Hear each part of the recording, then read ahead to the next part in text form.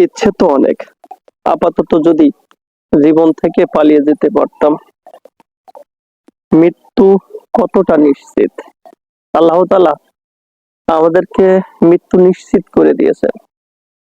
তার আগে বোঝার কি কোনো উপায় আছে? না। তারপরেও কেন জানি মনে হয় আবুল কালাম আজাদ ভাই বুঝতে পেরেছিলেন।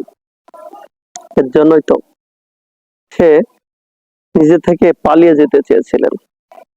হ্যাঁ, আবুল কালাম আজাদ ভাই পালিয়ে গেছে। ইচ্ছে তো অনেক, আপাতত যদি জীবন থেকে পালিয়ে যেতে পারতাম। ঠিক এই কথাটির মাধ্যমে সে তার জীবনের কত দীর্ঘশ্বাস বুঝিয়েছে তা হয়তো আজ আমাদের অজানা।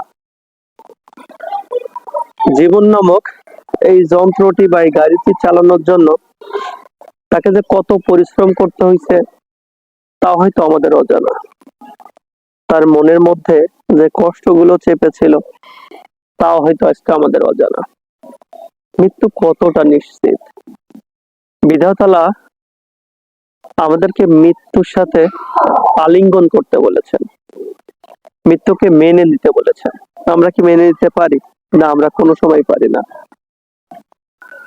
আজ হয়তো আবুল কালাম আজাদ ভাই চলে যাবে, এটা সে নিজেও জানতো না, তার নিষ্পাপ দুটি বাচ্চাও হয়তো জানতো না। বাবাকে শেষবারের মতন দেখে নিলাম, আর দেখা হবে না।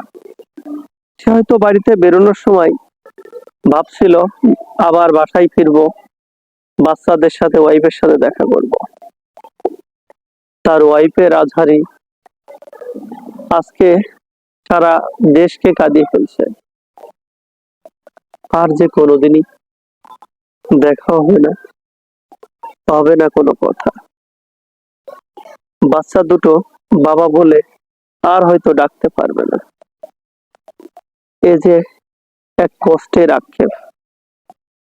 আজকে কালাম ভাই আমাদেরকে একটা মেসেজ দিয়ে গেল, মৃত্যু কতটা নিশ্চিত তার।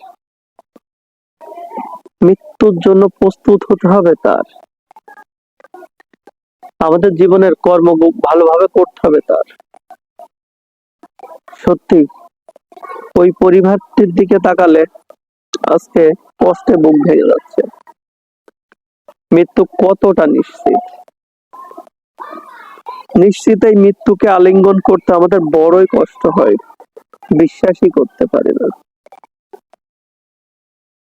আমরা মানতেই পারি না এই পৃথিবী ছেড়ে চলে যাব। আসুন মৃত্যুকে বিশ্বাস করি, মৃত্যুকে আলিঙ্গন করার জন্য নিজেকে প্রস্তুত করি। চলে যেতে হবে। কখন হয়তো বা আবুল কালাম আজাদ ভাইয়ের মতো স্ট্যাটাস দিয়ে দিব। ইচ্ছে তো অনেক কিছু, আপাতত জীবন থেকে পালিয়ে যেতে পারতাম।